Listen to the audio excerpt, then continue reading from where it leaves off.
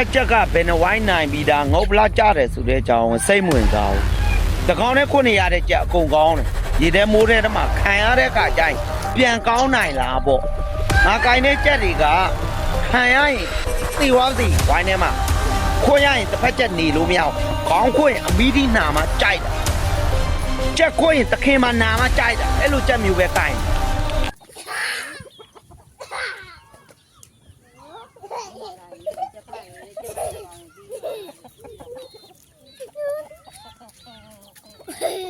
这一模一样。